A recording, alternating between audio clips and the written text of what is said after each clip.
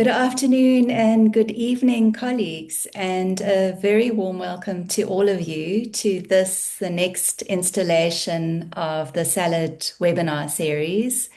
My name is Susan Cleary. I'm Professor of Health Economics and I'm the head of the School of Public Health at the University of Cape Town. And I'm very excited about this afternoon's webinar and really pleased to be joining as part of a wonderful team of panelists and also a wonderful team of facilitators. So this topic that we've got today, from disabling to trustworthy leadership towards psychological safety in the district health system, I think it's a really important topic. And it's a topic that we've been hearing about in our Salad webinars, both in terms of the types of things that you've said in the chat, and also in terms of what you have said you think is important, particularly in our last webinar, which was about the challenges facing the DHS in 2026. In your registration responses there, a lot of you identified the importance of trustworthy leadership in the functioning of the district health system. And this is an important topic, but it's a difficult topic. And so we've been actually thinking about this webinar for quite a lot longer than we normally do in Salad. And you will see some people with their cameras on. And the reason for that is that they're part of a small working group that behind the scenes has been working very hard on this webinar, I think for at least 6 months now, because we know that this is a difficult topic. We know it's not an easy topic to talk about. And we also know that there are really no easy answers about what it would take to strengthen leadership in the district health system. So I just want to acknowledge my co-conspirators here, Tumelo Asukai, Melisa Smuts, Reno Mora, and Maylin Shanking, particularly for the role that you have played in putting this webinar together. So in addition to those colleagues, and you're welcome to leave your cameras on or turn them off, whichever suits you best. In addition to those colleagues, we have a wonderful selection of speakers for this evening, and you'll see their faces there on the slides. And one of the good things about this evening is that we have representation from 5 different provincial departments of health. I don't know if we've ever actually managed to get such a diversity of provincial voices in the room before. So that is also extremely exciting. So my job is to facilitate the first part of this conversation today before handing over to Reno, who's going to facilitate the rest. And Maylene is going to be assisting us with the management of the chat. And once again, we very much welcome your voices. This is a space for collective learning, and it is a space where we try to bring the voices from the front line into the conversation. So please feel very, very welcome to put your thoughts into the chat. And as time goes by, we're also going to invite you to perhaps turn on your mic, turn on your camera, and give your thoughts if you feel comfortable to do so. So my job is to facilitate the first part, as I said, before handing over to Reno, but I've also been asked to provide a bit of academic conceptualization, some sort of academic understanding of this concept of trustworthy leadership, focusing on some of the things that we know about trustworthy leadership from our research. But before I go there, next slide, please, Tumelo. Before I go there, I just wanted to reflect on some of the things that you said when you registered for this webinar. So if you recall, on registration, we asked you what practices do you think most affect your workplace relationships and work functioning? Can you go to the previous slide, please, Tumelo? They look very similar. Just go one up. Here we go. So some of the things that you said are represented here, and there were quite a lot of people that registered, so we actually have quite a lot of data. And so some of the things that you said were that misunderstandings of power and abuse of positional power impact your workplace relationships and functioning. Also, you spoke about rigid hierarchies and a deference culture. You spoke about working in silos, a lack of trust, lack of vision, malicious compliance. You spoke about unpredictable leadership, political interference, and hierarchical management structures and practices. Next slide. And perhaps in a slightly more positive manner, you also spoke about things like clear governance arrangements, good communication and relationships, regular engagement, listening to one another, having a safe space for dialogue and reflection, empathy, respect, kindness, transparency, and openness to other people and their way of viewing the world. Next slide. And so we thought that this was really interesting. And Maylene put together this beautiful word cloud for us. And what a word cloud does is it basically makes the words that come through most often the biggest. So things that are repeated by lots of people stand out in a word cloud. And what you can see here is that the important word or the common word is communication, also leadership, also accountability, and also trust. But less common are things like resource constraints. Less common are things like infrastructure. And so people are really highlighting some of the soft skills as being really important in workplace functioning. Next slide.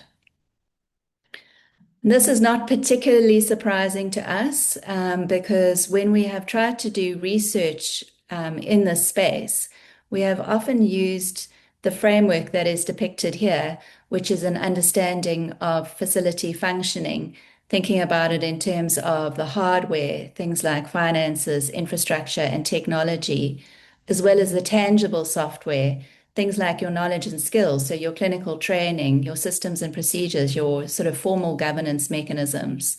But underpinning all of that is something that might be quite useful for us to refer to as the intangible software of facility functioning. And that's things like values, where an example of a value could be respect. Things like communication, where that could be to do with your listening skills. Things like relationships, where obviously better relationships lead to better functioning. And things like power, where the issue would be that somebody in a position of authority might use their power in a way that undermines workplace relationships, or in contrast, in a way that promotes good quality working relationships. Next slide.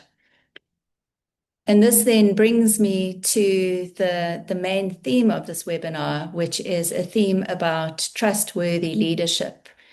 And I like a definition of trust from the literature that understands trust as a combination of competence and benevolence.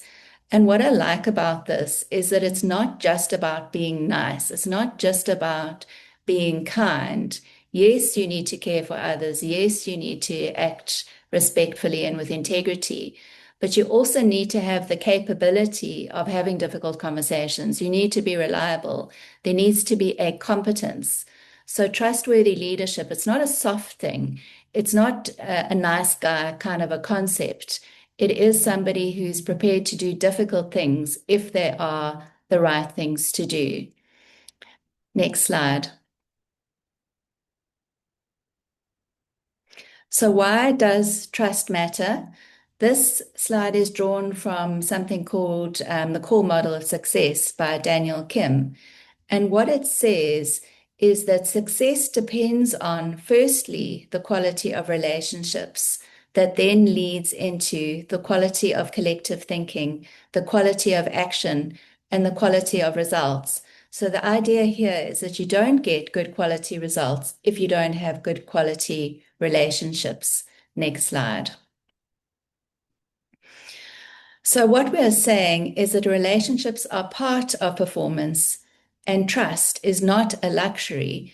But the problem is, why is it so difficult to build trust and trustworthy leadership? And indeed, how does one build trust and trustworthy leadership? Next slide.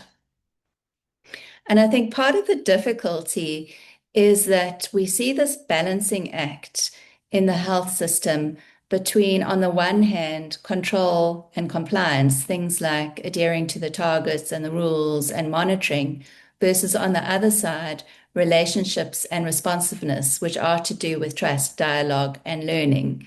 And it's not one or the other. You absolutely have to have both of those things. But the challenge for leaders is how to hold both at the same time. Next slide.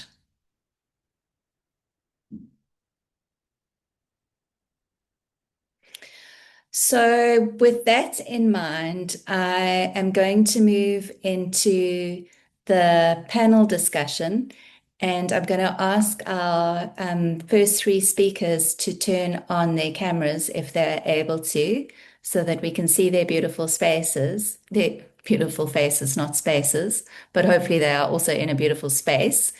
Um, and and then I'm going to just do a quick introduction to acknowledge who they are.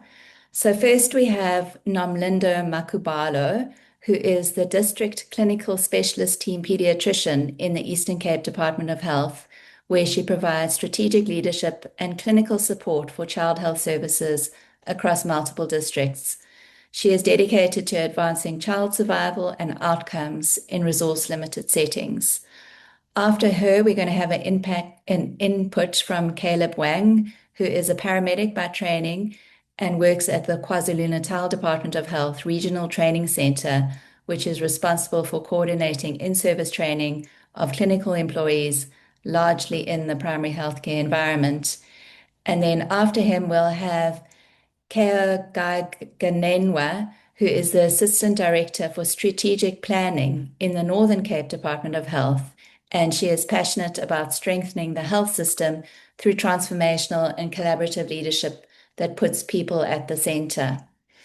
While I'm here, I'm going to introduce the next two speakers that are going to speak after those first three. Polaki Mokatsane is the Deputy Director General responsible for hospitals and clinical services in the Northwest Province. He's an experienced public servant with over 30 years of both public and private hospital experience. And finally, Barry Smith is a medical manager in the Western Cape Department of Health and Wellness with an interest in how leadership and workplace culture affect teamwork, staff morale, and service delivery. He is passionate about building healthier organizational environments that support collaboration, accountability, and patient care. And with this topic in mind, this is not about, crunching the numbers. So we thought that the best way to get a sense of their experience in relation to this topic was to ask them to tell a story. And so the question we gave to them is to share one story that shows how leadership or workplace culture affected trust, teamwork, or people's ability to speak up. And then we're going to follow on with a question about what can we learn from that story. And to our audience, we invite you to listen to the stories through the lens of trust and to ask yourself as you're listening to the stories what you think builds trust, because it's not an easy thing and there are going to be no easy answers. So let me start by handing over the mic now to Nomlindo for her thoughts. And of course, we also encouraged our panelists to make the story such that nobody would be identified, and so it's not supposed to be 100% factual account. It's supposed to be a story that illuminates the issue in a way that makes people still feel safe. So thanks so very much. Over to you, Nomlindo. You are muted. Thank you so much, and thank you for inviting me in such an important topic. I will start my story by sharing a case of an 11-month-old baby who required invasive ventilation in a district hospital. Obviously, there was no bed in the tertiary center to cater for this baby. And nurses in the district hospital, they are not trained in managing ICU patients. And then on the ground, there was a junior doctor. So they thought, okay, they should call me And then after calling me, I just said, okay, let us do everything we can do to save the baby. I'm behind your back. So then we ventilated the baby. Unfortunately, there was no bed for 2 nights. And then we kept on ventilating the baby. We requested through management additional nursing staff to support the nurses. And then the baby was safely transferred and then recovered very well. So my take from this story is that trustworthy leadership is not a personality trait, but it is deliberately built from that clinical supervision, from accountability, and from availing yourself, and from being professional.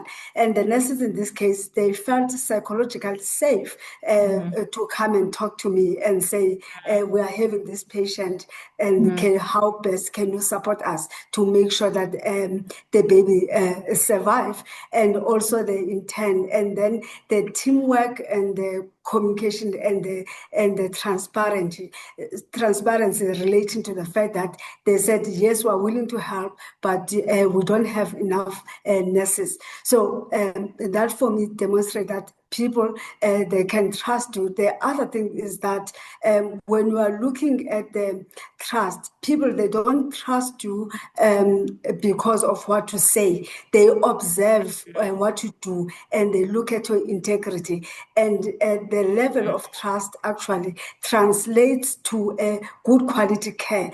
When people, they can trust you, they know that they have your back. They do everything to improve the quality, because they know that when you're looking at accountability, it's not just to blame them, but you are professional and you want us to account and to make things work. So you work very nicely as a team when you are trusted.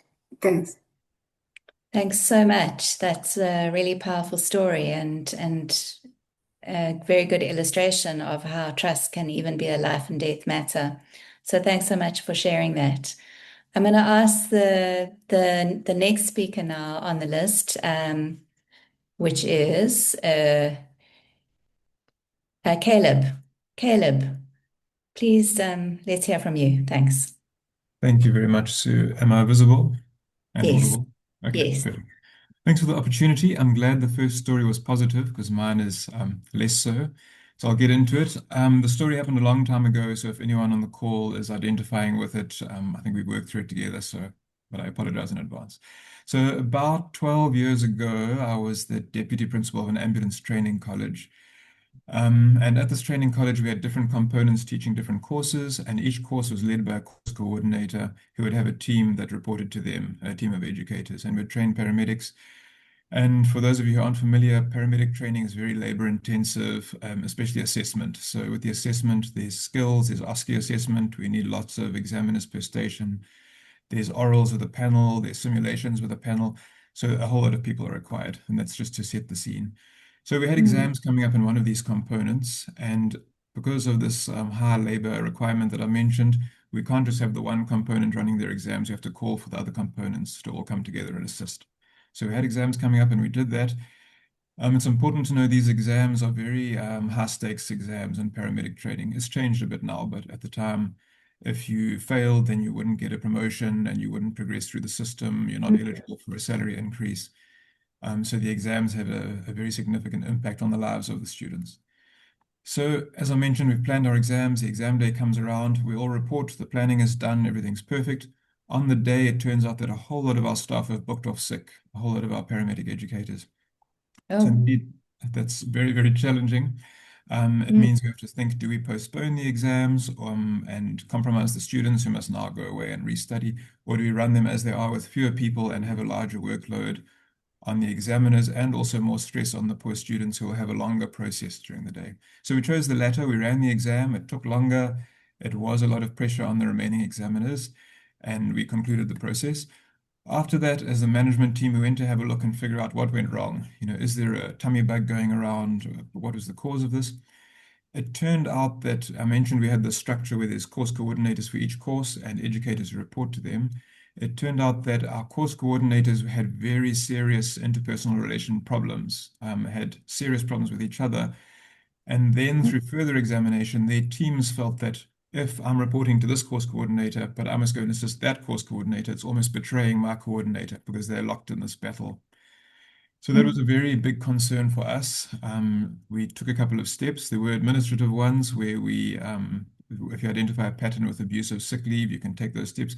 But we tried to focus in on these course coordinators because of that recognition that we didn't have a trusting environment, a supportive environment, where the coordinators could say to us, look, we're having this problem, we think it's affecting our work, or where the lecturers could raise the same issue.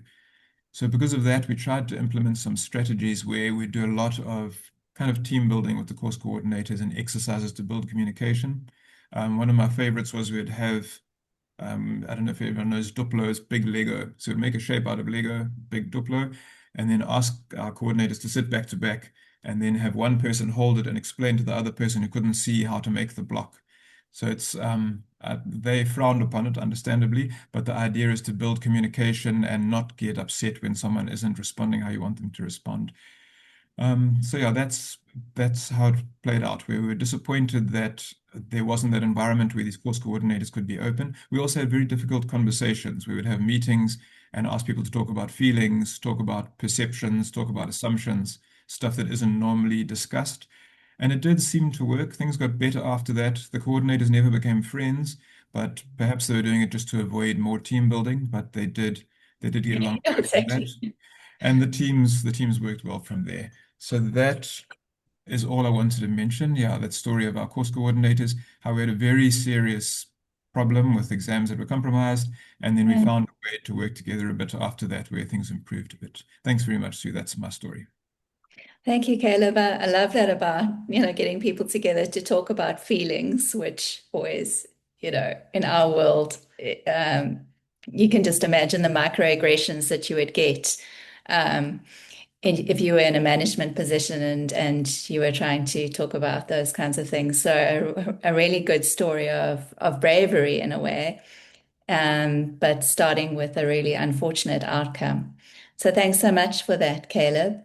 And then the last input we're inviting is from Kea. Please turn your video on if you're able, and let's hear from you. Good afternoon, everyone. I'm having a bit of a network issue, so I'm not going to be able to turn on my video. I hope I'm audible. You are. Good day. Okay, great. Good day, everyone, and thank you for the opportunity to share my experience. The experience I'll be sharing relates to our sub-district performance review meetings, which take place quarterly. So, for a long time, these meetings were often characterized by defensiveness and frustration. Facility managers attended expecting criticism or blame, while district managers and program coordinators were frustrated by recurring challenges and poor performance from clinics. As a result, the discussions in the sessions were mainly dominated by compliance reporting, where managers were just focused on defending their performance and not exploring solutions. And then important operational realities were sometimes not fully discussed because people did not feel comfortable speaking openly about the challenges they were facing. In hindsight, the environment was just lacking psychological safety. People were present in the meetings, but they were not fully engaging. And then a significant shift occurred when the district management team intentionally changed the approach. So instead of viewing these sessions primarily as accountability sessions, they became more spaces of learning, support, and collaborative problem solving. And then one of the most significant change was transparency. So before we reviewed facility performance, district leadership openly discussed the broader challenges facing the health system, such as the budget constraints, the staffing shortages, medicine and supply challenges, as well as other competing priorities. So this created a shared understanding that facilities were operating within complex circumstances. And then another intervention was that the DMT started conducting supportive follow-up visit to underperforming facilities. And the visit were not just intended to find fault, but to understand the challenges more deeply and identify practical solutions. So over time, the engagements in the sessions began to change, where the focus shifted who is responsible for the poor performance to us now asking what is preventing success and how can we address it together as a team. And then as trust grew, facility managers became more willing to raise concerns early, share innovations, and ask for support. Relationships improved and information became more honest, and accountability became stronger because it was based on shared ownership rather than fear. And then for me as a planner, this was very invaluable because good planning, it depends on understanding the real challenges experienced at operational level. And then the impact of this was that the performance of the district moved from being 50% from the period of 22-23 financial year to by the end of the 25-26 financial year, it was 73% achievement of our customized indicators. So overall, this experience, it reinforced a simple but powerful lesson that leadership culture shapes performance. When leaders create environments characterized by transparency, inclusion, and trust, people feel safe to speak honestly, they learn together, and then they're able to take collective responsibility for improvement. Thank you so much. Thanks so much. That story makes a lot of sense to me. I had a similar experience when I became the head of the School of Public Health. And like everywhere else, we also feel that the budget that we're given is not enough. And we also, in effect, have a number of business units within the school. Those are the divisions. And when I first became head of department, there wasn't a lot of transparency, in my opinion, on how the different divisions received their budgets. And while it was difficult, I decided to present to everybody the overall budget, obviously not people's salaries, but the overall budget, as well as the percentage that each division was getting. And it was awkward to do it. But after that, I stopped receiving emails that asked me to distribute budget using informal mechanisms. So I stopped receiving those sort of, it just went away. The idea that the way to get more money out of the head was to take me for a nice cup of coffee was just off the table entirely. And so I would basically be able to say, I know your budget is not good enough, but it is fair. You are, according to your workload, you're getting the amounts of money. The distribution across the divisions is fair, and it made my life so much easier. So thank you so much for that story. I'm now going to invite Polaki and Barry, if you're able to turn on your cameras, because I'm going to ask for your reflections on what you have heard. I can see you, Barry, so perhaps I'm going to ask you first. So the question I have for you is, listening to these stories, what do you think made the biggest difference? What helped or hindered how people responded? Or in general, what are your reflections? If that question doesn't work for you, in general, give me your reflections. Over to you, Barry.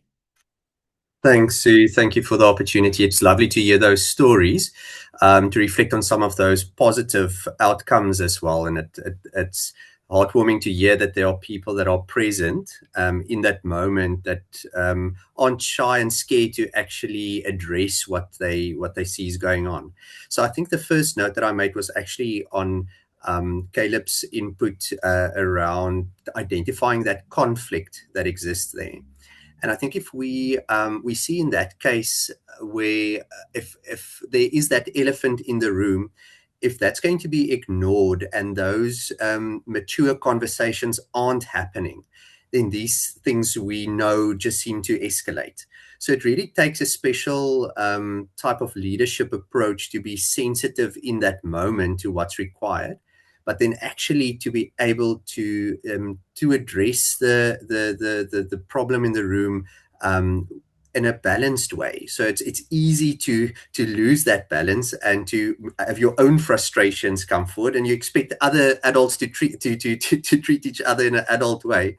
So I think that leadership and that intervention is actually so important. So just that conflict management space, and how managing such a situation sensitively can really build trust from the manager who needs to manage it, but then also addressing that conflict, so when it resolves, that one can actually reflect on how we can manage it better in the future. I thought that the last speaker, the thing that came up there is the thing that we always say about creating safe spaces for learning together and collaborating. And I think that was an excellent example of when we come into the room and we have a very specific agenda. We want to know what's wrong, how are we going to react? And what do we need to do and what next action we need to take without reading the room first. So I think for me, if in that case, how that could have been prevented, perhaps, if there's a culture of creating safe spaces for sharing and safe spaces for collaborating. And I think that could have avoided a lot of what that team experienced. Thanks. Thanks so much, Barry. And what do you think, Polaki? Good afternoon. Thank you. I'm sorry, my camera, I don't know what's happening with my camera. Look, let me thank the colleagues who have shared their stories, just to reflect more especially on Nomlindo's story. I think on the phone, the people who called from the hospital could sense her genuineness in terms of how she responded. And people can sense that her willingness to help them. I think that's what led to them to actually voice their concerns regarding some of the systemic issues that are plaguing them. Hence, they are unable to do the cases. So I think it's one of the key things to say how we respond to errors.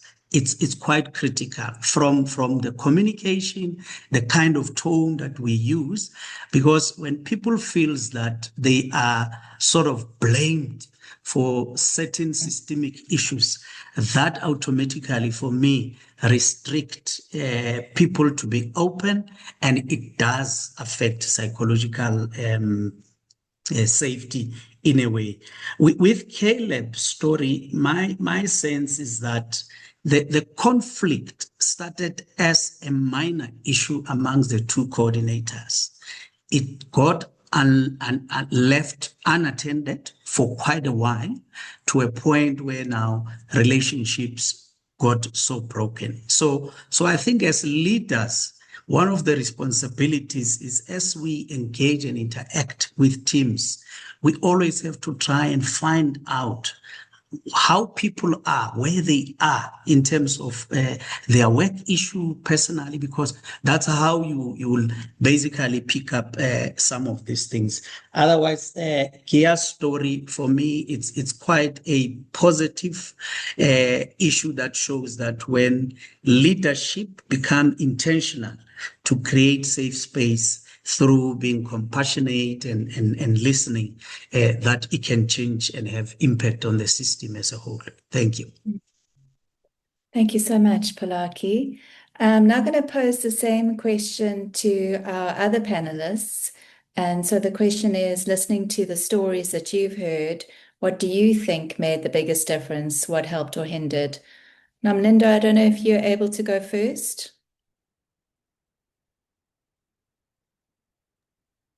Yeah, thank you so much.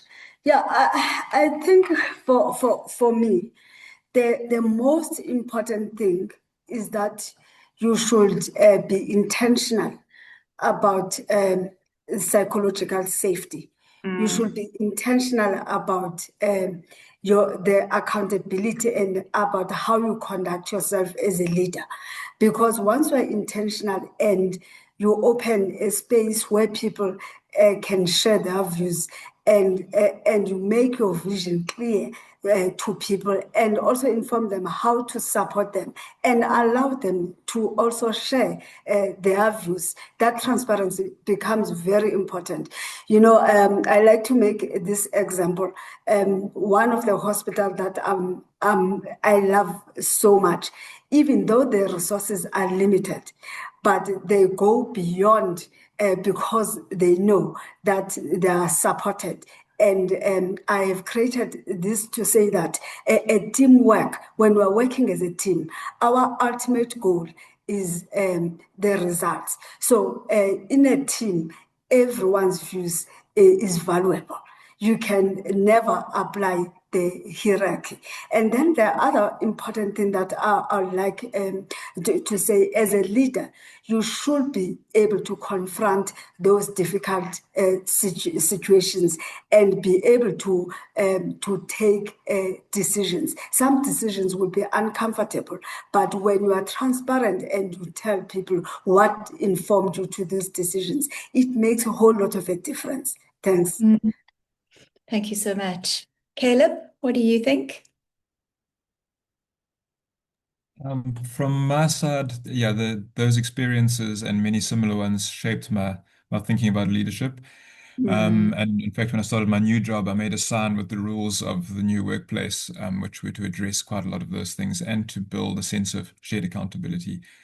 Yeah, those things taught me the importance of the softer side, the like soliciting feelings, seeing how people are doing, and just being totally open. One of which is, as a manager, if I can encourage everyone to recognize your mistakes. So in our team meetings, when I've made a mistake, I tell everyone, I did this, I messed up, this was the consequence.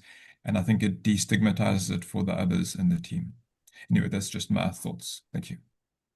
Thank you. Thank you. I must do that more often myself. I haven't thought about that. That's a good idea. Your staff will love it. Yeah. And Kea. Thank you so much. I think for me, what is coming out very strongly is as leaders, how we communicate amongst each other is very important.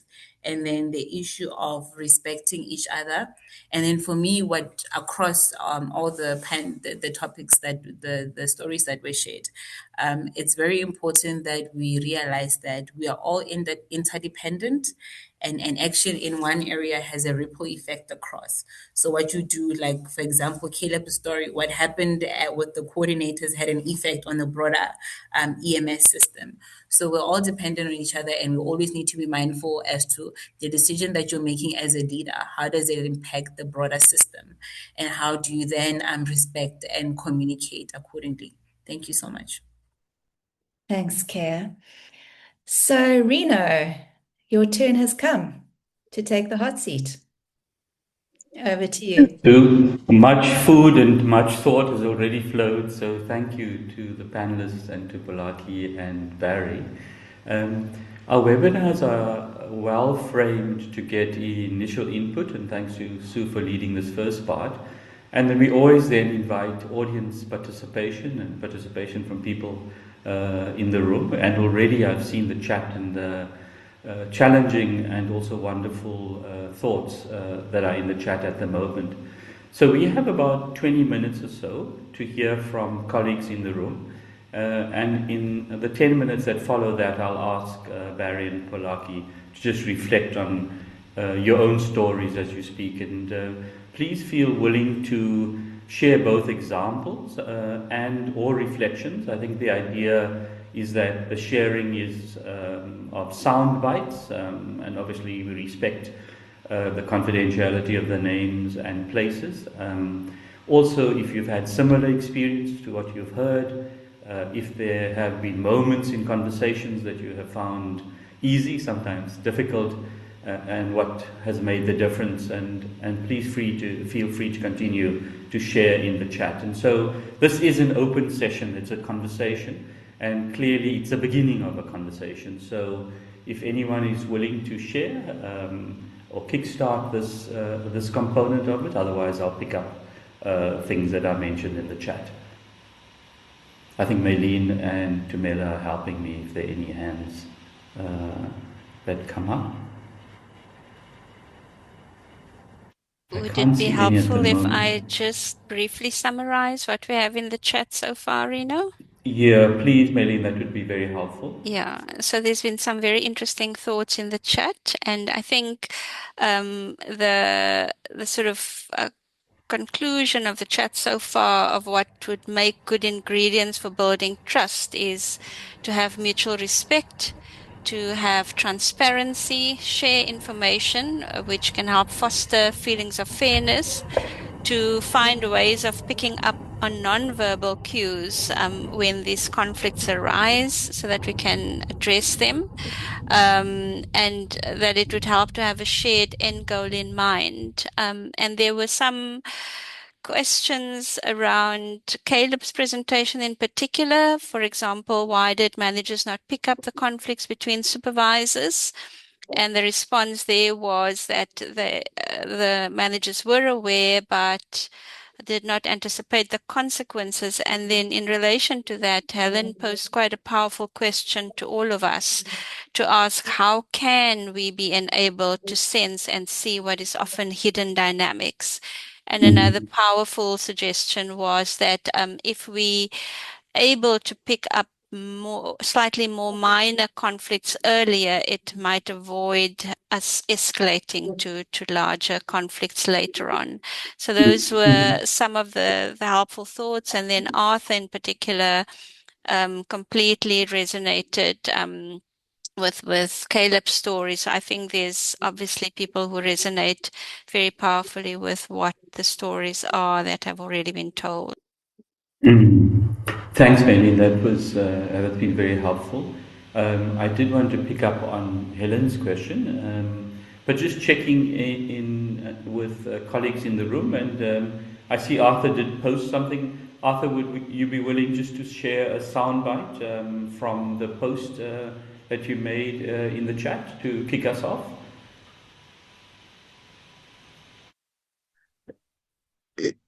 Good evening, everyone. Reno, you just putting me on the spot there. I was just sort of reflecting, to say, just to disappoint Caleb a little bit, but to say, unfortunately, speaking from EMS training perspective, is not just in one specific area. Being involved and participating in across the board, similar things to date are still picked up. So I don't know if it's a unique thing for us in EMS as paramedics or EMS training.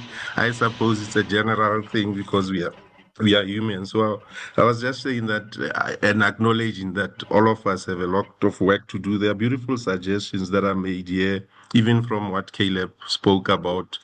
Having those, but the one thing I'm learning and that I've learned is that also if you are coming from a certain perspective. For example, you, as a manager leader, you want to create those platforms for people to know to speak about their feelings.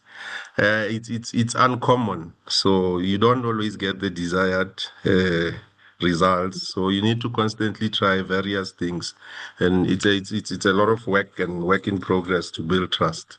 But authenticity, I think, is the main thing that sometimes creates many of these issues. Thanks, Rino. Thanks so much for being willing to share, Arthur. Just picking up on two things you mentioned both, and I'm going to ask Angela Desar to speak as well, based on what she said, because two things that resonate with her comments in the chat. One is at the personal level and personality level, but also at the systemic level. Angela, just over to you if you'd be willing to share. Thank you so much for putting text in the chat. Yeah, thanks very much. Yeah, so it's quite interesting. We're highlighting a lot of behaviors that we want to see. We're highlighting a lot of how we want people to show up as leaders. And I think what we often do miss is that there's a huge amount of work that needs to be done on a more personal, sort of subjective level within us all as individuals. And I'm not all that convinced that we're paying enough attention to that. And I think if we start doing that, those models or those behaviors that we want to see, that recognition of when or the wisdom that we can then lead with, almost is a natural byproduct of that. So one of the examples I just want to speak to around conflict and why conflict isn't addressed. So I mean, purely from a worldview perspective, if I'm a person who, if I'm comfortable with dealing with conflict, my worldview, my personality traits, all of those affect my ability to actually engage with conflict productively or otherwise shy away from it. So I may feel safe enough to engage with conflict and to deal with it, or I may want to actually shy away from that as a leader. And so those are all sort of personality traits that we all come to our sort of like leadership positions with. So that's why I feel a lot of the time those things are often ignored or otherwise manifest quite excessively. And then the other thing that is really important for us to also consider is we're in a system which is very pressured. And the best of us in that system are likely to be reactive depending on the day we're having. And so if we don't pay attention to how we manage ourselves in those stressful sort of situations, our ability to self-regulate ourselves, and that's a practice. That's something we need to train on a regular basis. And so my sort of challenge and question is, are we doing enough? Are we creating enough spaces? Are we devoting enough time? Or are we just treating this as a nice to have? And are we just paying lip service to what is really needed from a solid internal transformational sort of journey that we actually really need to undertake? And then just lastly, to recognize that from a psychological point of view, we all sort of mature through adulthood. And with that maturity comes an increased capacity to lead with wisdom. And so, again, the challenge is, are we looking for that capacity when we appoint people into these hierarchical positions of leadership? Thank you very much for the opportunity to chat. It's a lovely conversation to be having. Thanks so much, Angela. I just wanted to link a few things that you've commented on into the chat that was posted by Sindisiwe Mabaso and invite her to sort of pick up on the conversation. And safety and psychological safety has been raised a few times, as well as the question about how we build the culture and environment to create that. Sindisiwe, I wonder if you wanted to comment. I'd appreciate that. Yes, I can comment. Basically, I was firstly commenting that this is a powerful topic, and it's a topic that we don't often get an opportunity to sit and discuss this. I like also the approach of storytelling, because a real situation happening on the ground are being shared. And I also felt that, and perhaps if more and more leaders were to be engaged in such a platform specifically for this topic, repetition has a tendency to get you to think about what you yourself also are not doing right. So if we could have more of this, I think it will definitely have a huge impact. Colleagues are definitely willing to do a little bit more if the soft issues, the personal relations, the attitude, the trustworthiness, the transparency, and also just basically respecting inputs from everyone, regardless of their level. This tendency of feeling like someone's input is worthless makes them feel themselves being worthless, and then they take a step back and do not contribute.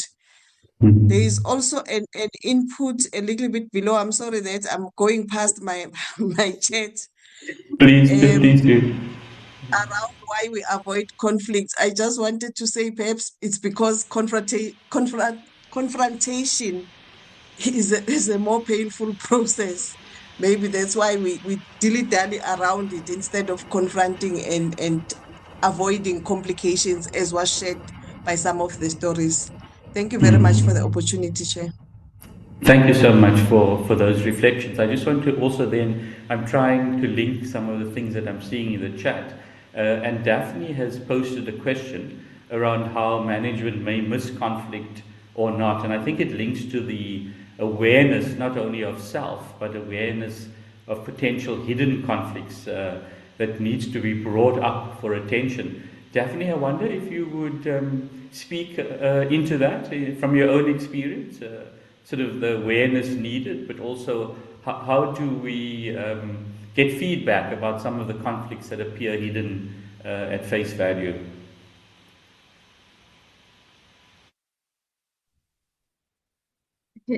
Yeah, good afternoon, leaders. Please go ahead, Daphne. Thank you.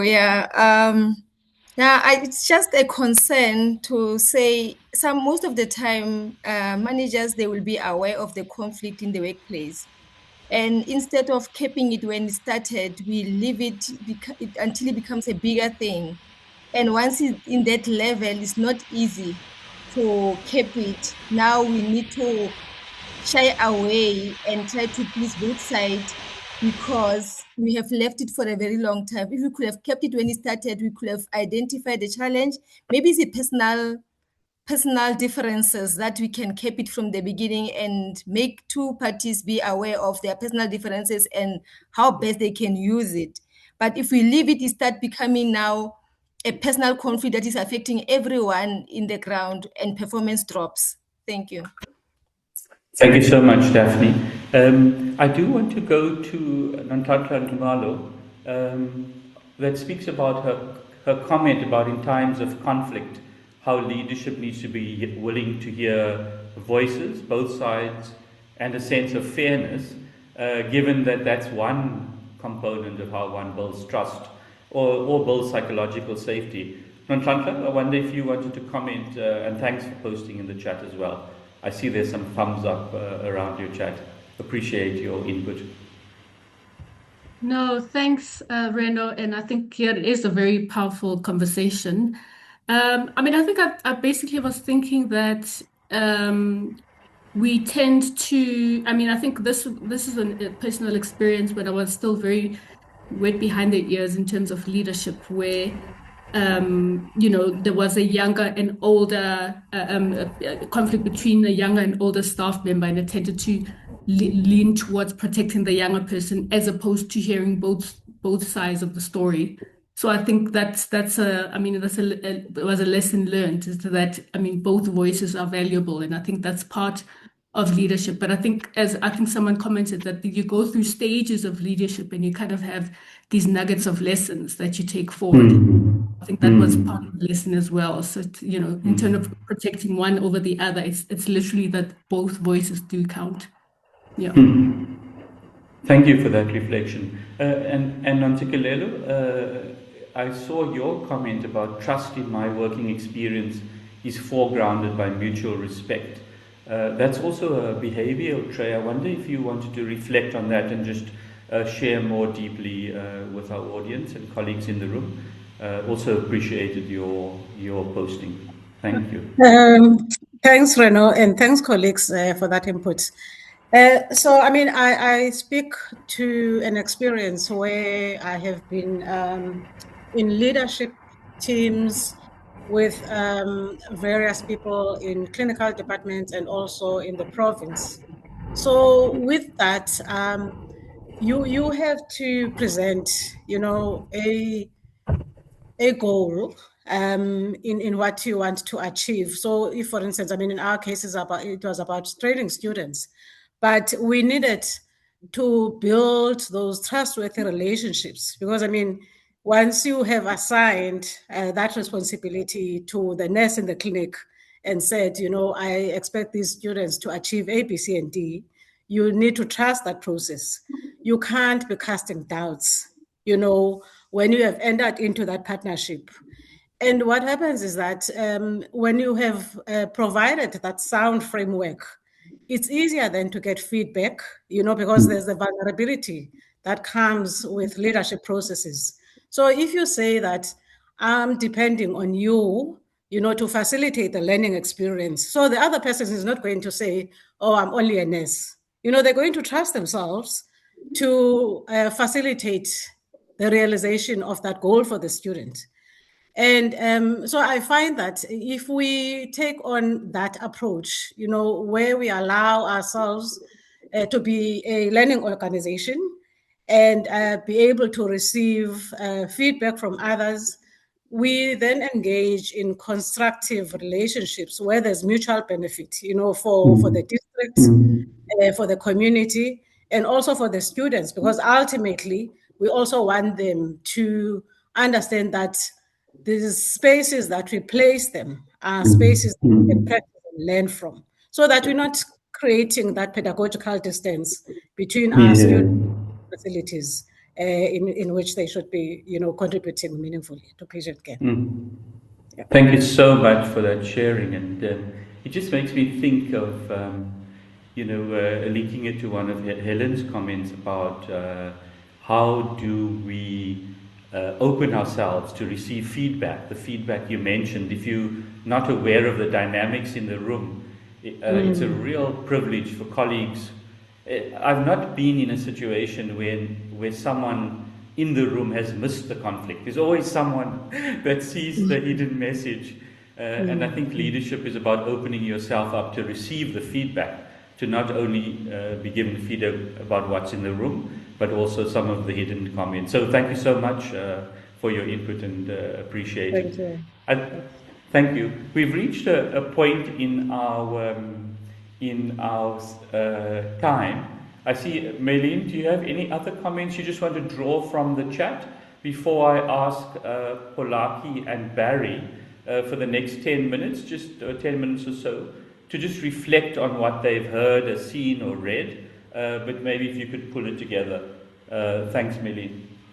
I just want to flag two things that came up in the chat that draws us back to ourselves and that draws us back to context. And the one comment is, in fact, from Sue, saying that looking after yourself takes time and it's not a luxury. We should build it in as an important part of what we do in the workplace. And the second comment was from Lucy, in fact, that says to actually address and manage conflict also takes time. And sometimes in the busyness of work environments and so forth, there's so much pressure that we actually are unable to find adequate time to appropriately deal with a conflict in a deep way. And so, so that was just, I think, juxtaposing context shaping conflict and how we manage it, and self shaping how we manage conflict, but also our responsibility towards ourselves to look after ourselves. Thanks, Melina. We so often use the adage, and I think sometimes loosely, that we should care for the carers. And I think we don't necessarily, and I talk from my own experience, take enough time to care for ourselves, and the consequences are both at individual level as well as systemic level. Given where we are at, I just want to thank everyone for so much that has been put into the chat, and also those who've been willing to share their stories by my invitation. I know it's surprised people, but I really appreciate your input. I'm going to ask in the next 10 minutes or so, just if Barry and Polaki could just reflect on, we've heard such a range of experiences both on the panel. There have been powerful inputs from the audience and powerful inputs in the chat. If they could, share the time, probably 2 or 3 minutes each, about what they have noticed in terms of the patterns that are coming up, that seem to come up over and over again, and also think about positioning it at the individual versus the system level, and noting that these are complex issues. Just a thought and reflection of where we may need to intervene, sometimes at multiple levels, whether it's at the individual level, management level, or system level. Polaki, if I could start with you, just on those reflections, the patterns you've noticed, and also comments about the individual versus the system level. Well, probably not versus, probably and then we'll go to Barry. Thanks, Polaki. Thank you. Look, at system level, what I've picked up, firstly, is that the leadership at different levels, especially at macro level, where they deal with policies, the key thing is to make sure that whatever policy changes are combined with human-centered leadership. In other words, whenever we introduce things, we need to be mindful of the impact on those people that are going to be implementing this. But I think the common theme for me, it's us. It starts with you as a leader first, to say you lecturing staff about them speaking up as part of you creating psychological safety who do not work. I have a concept that I say people don't hear leadership, but people catch us in the act of leading. So you are either caught acting negatively or positively. So therefore, it calls upon us as leaders to role model this authentic, compassionate, caring leadership from how we engage, interact with various levels. I also feel that our health sector, it's so much command and control in nature because of the titles and so forth. Within my branch, I'm struggling to get the colleagues to call me with my first name. I want to believe that I'm a very transparent and open, I can engage, but colleagues just feel that it has been ingrained in them so much that I am at the highest position. It just doesn't work. So it needs, somebody spoke about intentionality. It needs us to lead with intent. And the biggest thing that I really want to share with the colleagues is the power of perception. When people perceive you as an open, someone who relates well with people, it automatically translates to people being open with you. I think at sort of sub-district level, within the teams, what I've realized is that we have functional teams. You have doctors as teams that are functional and nurses that are functional. But the issue is bridging the gap amongst various teams. It's what also becomes a critical thing to look at. And lastly, I think at individual level, you being a leader have to be conscious of your own position, the power you hold, impact of your decisions on the system as a whole. It's because we sometimes, take it lightly and just say things to people. And when they get these things, for them, it's coming from the highest authority and they take it sometimes as literal. So it's quite critical that our words, we're mindful of the kind of words that we use, because if our words are of blame, are of mocking, or are of shaming, that for me would not actually help us in terms of creating more environment where people can feel safe.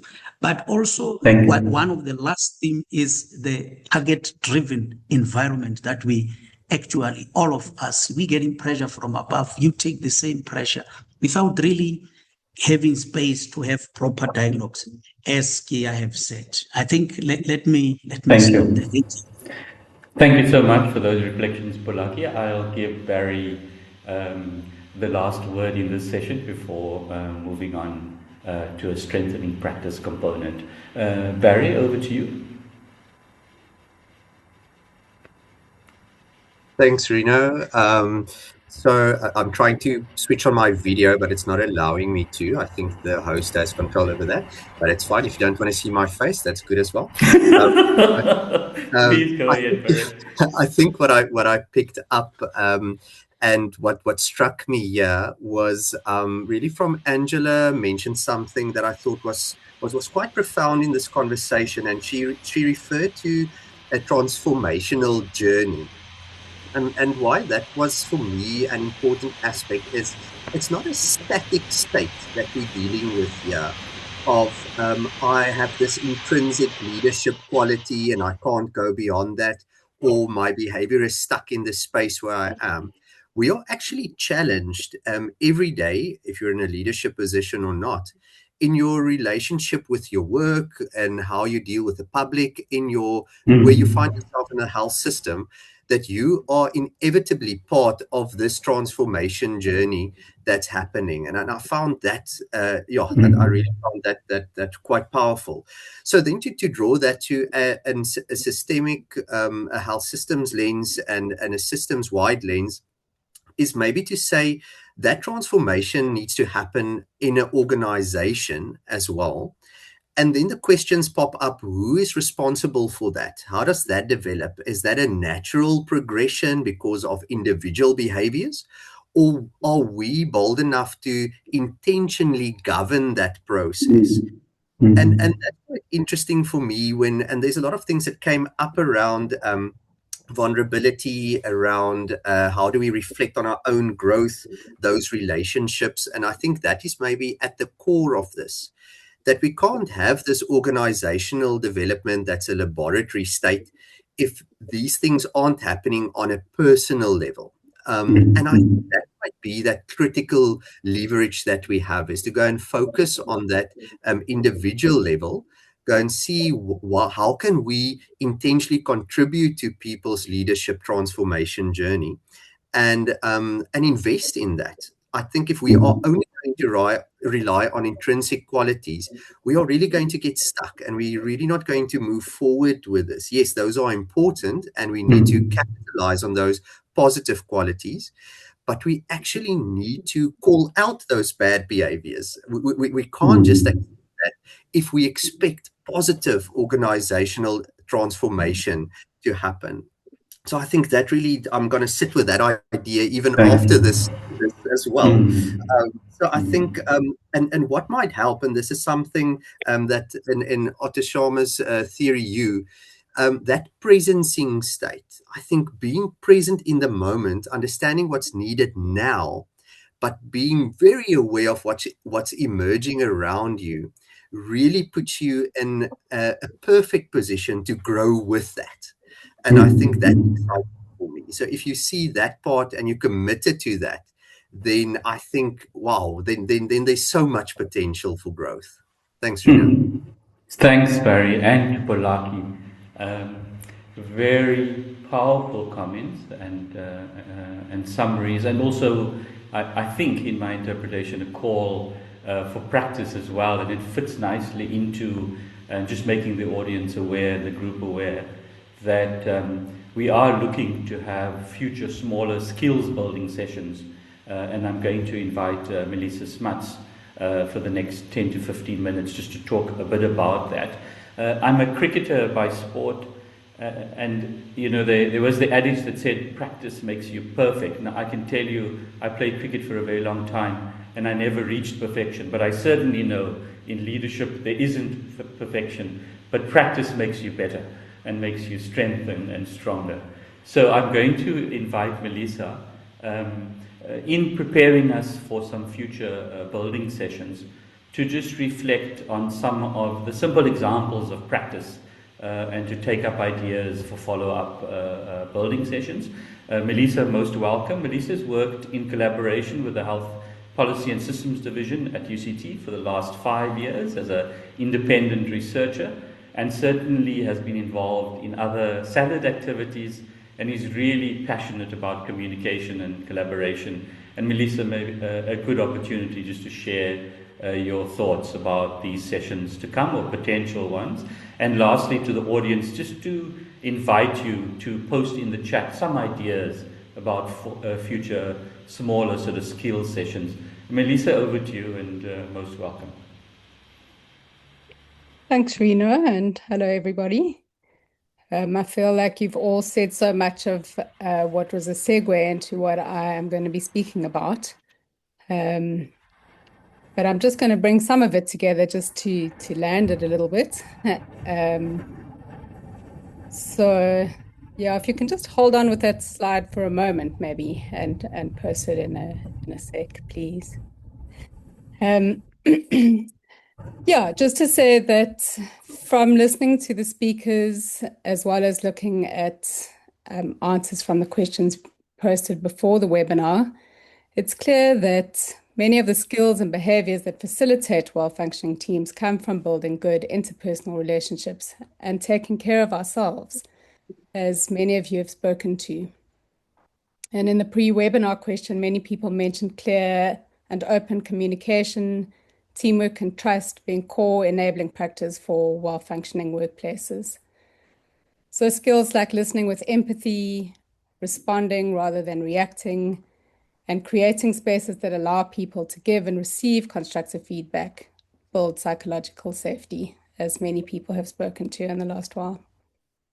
And then as Sue explained, these are also referred to as soft skills, or more specifically as intangible software.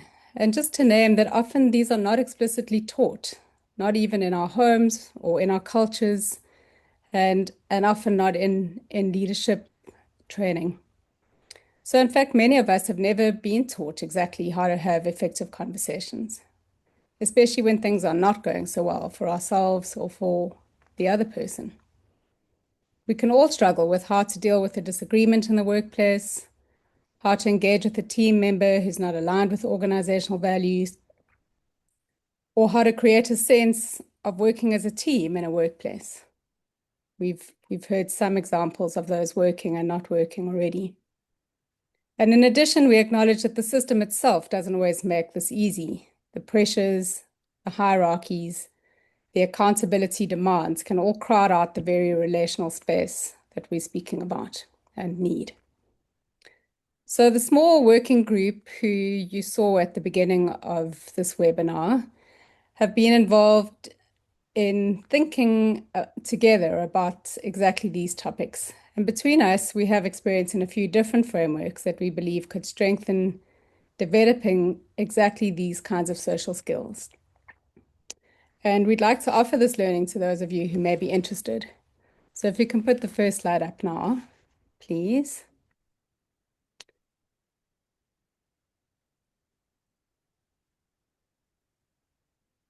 So what we're calling this skills building training is building relational intelligence for health system cohesion, how we communicate, build trust, and work together across the health system. Next slide.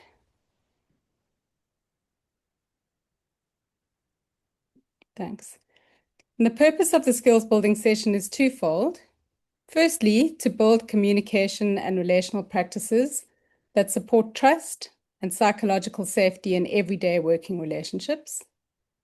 And secondly, to develop skills for the conversations that are the hardest, the ones with ourselves, with colleagues, and across the system. Next slide. So what we're proposing is 4 sessions of 2 hours each, offered online. The sessions will run on Friday afternoons from 2 to 4 p.m. and they'll be every second week, starting in mid to late July. The sessions will be in small groups of no more than 14 participants and will be interactive, experiential learning sessions. Next slide, please.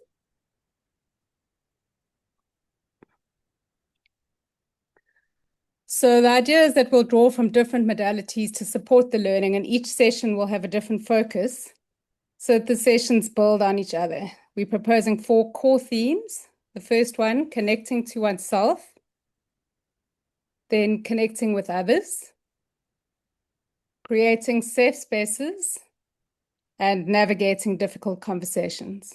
Yeah, thanks for all the reactions. It's good to see that people are connecting with us. Next slide, please. So each session builds on each other, so participants ideally need to attend all 4 sessions. And we would also love to co-create the sessions with participants, and so we really value your feedback. If anyone has any suggestions or ideas for topics, things that you think need to be included in these sessions, please click on the QR code or the link in the chat and add your ideas into that spreadsheet. And then if these sessions sound of interest to you or your team, so kind of thing where a whole team could come, please add your contact details. And then the idea is that we'll contact you once your details are in there. We'll contact you and arrange next steps. Yeah, the link is also there. And then just to give you a flavor of the type of work that we are going to be engaging in, I'm going to lead you through a short experiential exercise. Tumelo, thanks, you can take that slide off. So the purpose of the practice is to notice how connecting with ourselves, in other words, what's going on inside of us that perhaps we're not even aware of, can help shift how we engage with others and ultimately how effective we are in the workplace. So we're going to spend 3 or 4 minutes on this. And I'm inviting you to just get yourself into a kind of comfortable, supported position, maybe a little bit more relaxed. You don't need to be looking at the screen now. If you're driving, please keep your attention on the road and just listen with a half ear. For those who aren't driving, feel free to relax your gaze by letting your eyes go soft and unfocused. And if you'd like to, and it feels safe for you to do so, you're welcome to close your eyes.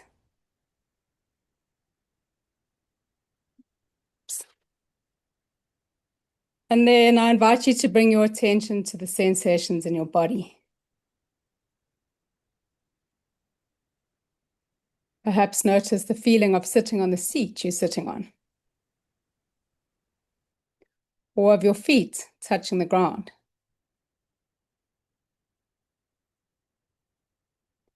Notice if your body is giving you any feedback, like maybe there's an ache or tension somewhere. And if you can invite yourself just to relax into any area that feels tight or uncomfortable. If this noticing makes you feel that you need to adjust your position to be a little bit more comfortable, then please do so.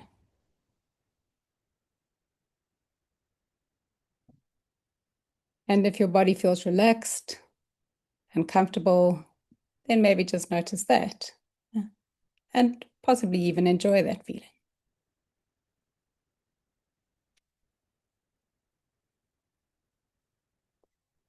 And then bring your attention to any thoughts that you're having. Perhaps there's still a bunch of things you're needing to do today, or thoughts of the drive home, family members, the evening meal, or maybe even thoughts of, I'd rather be doing something else. So again, just notice that without any judgment. Am I thinking, or is my mind quiet?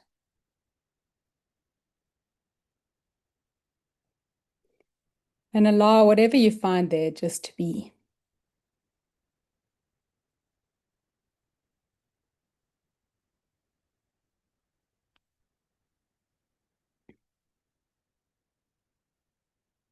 And now notice if you have any emotional feelings alive in you.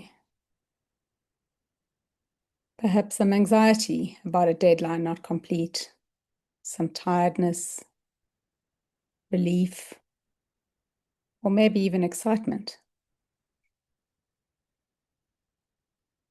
Just allow yourself to notice what you may be feeling emotionally.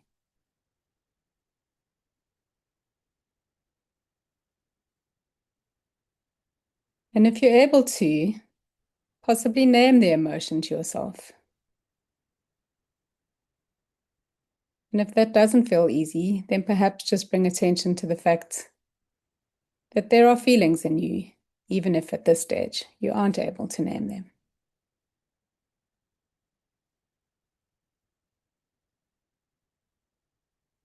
Can you allow yourself to just let be whatever you find there, making space for it?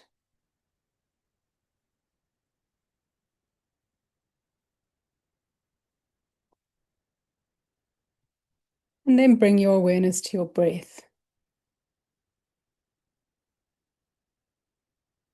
Notice where you feel your breath most strongly.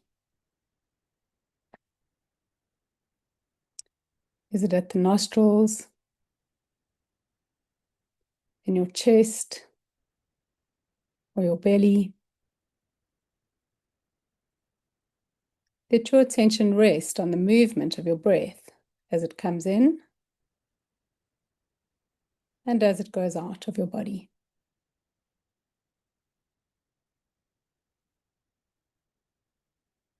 And perhaps stay with noticing the movement of your breath just for a couple of breaths, if this feels comfortable to you.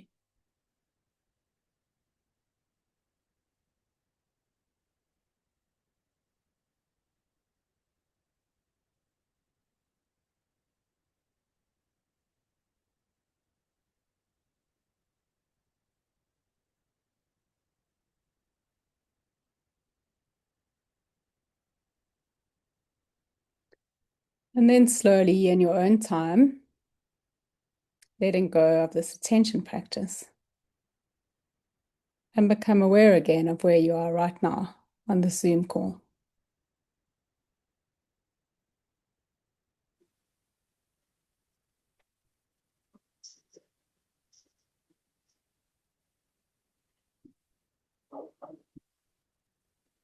Thanks, Rena, for turning your screen on again. Helps me know that there's some responsiveness. Melissa, I feel Hold on, I've got one quieter. more thing to say. But yeah. Please do say before I hand her back to Sue. Thanks. So then just to say that this is a flavor of one of our small practices.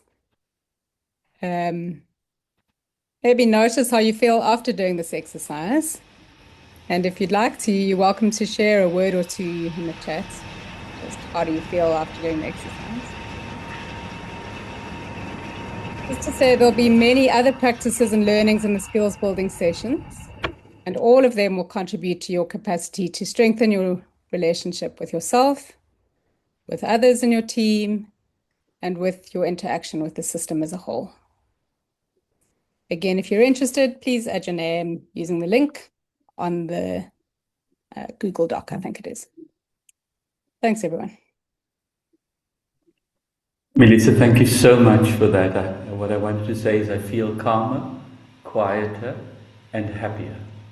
Oh. And so for all the audience who've really challenged me and made me think through their chats, to end in this way, Melissa, thank you so much, Melissa. It's been fantastic and appreciative of everyone, and hand back to Sue. So go well from my perspective. Sue, over to you. Thanks, Melissa.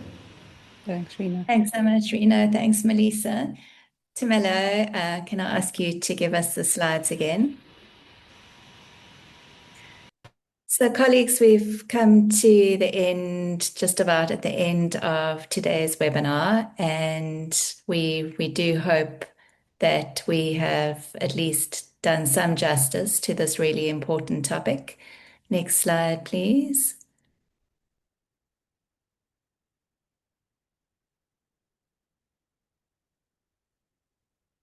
Next slide, please, Tumelo.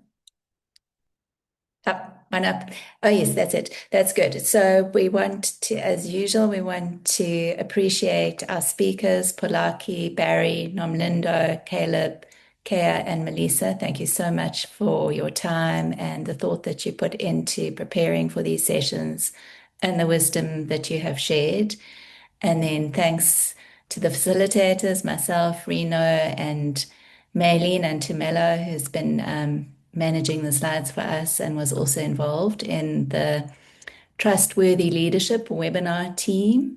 Also want to thank OPA, and I think I've thanked everybody else in that webinar team. And then finally to the SALAD webinar working group, which is the group that ultimately takes overall responsibility for these webinars happening.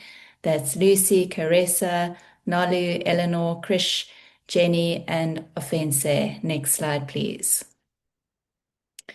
So as usual, the webinar recording will be loaded onto YouTube, and both the link to the YouTube and a written summary will be sent to all of you. If you missed our previous webinars and you want to watch them, they are on the YouTube channel. You can scan that QR code and it will take you there, or you can follow the link in the slide. The next SALAD webinar, topic to be determined, is coming up on the 12th of August, same time, same Zoom room. You can join our mailing list if you're not on it already, and there's also a PASA listserv that links you into the latest health policy and systems research, events, and undertakings. So thank you once again for joining us this afternoon and for sharing your insights and your thoughts. And I hope that you stay well and that the storm isn't too bad on your side, and that we will see you again at another webinar soon. Bye for now.